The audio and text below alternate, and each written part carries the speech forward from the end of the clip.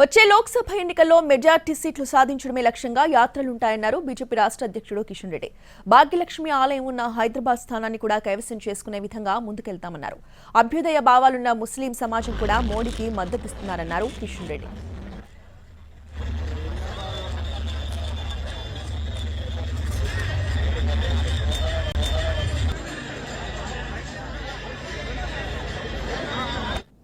Bharatiya Janata party Telangana ప్రజల ఆశీస్సులతో విజయం సాధించడం జరిగింది.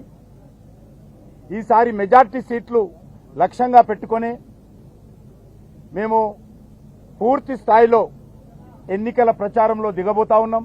రేపు ప్రారంభమయ్యేటువంటి యాత్రలు ఒక్కొక్క అసెంబ్లీలో ముఖ్యమైనటువంటి మండలాలు అసెంబ్లీ కేంద్రాలలో అన్ని వర్గాల ప్రజలను కలుస్తూ రోడ్ షోలు నిర్వహిస్తూ యాత్ర కొనసాగుతుంది.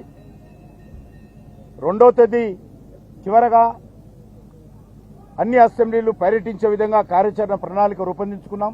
యాత్రలకు సంబంధించి పార్టీ జెండా నేతృత్వంలోనే యాత్ర ఉంటుంది.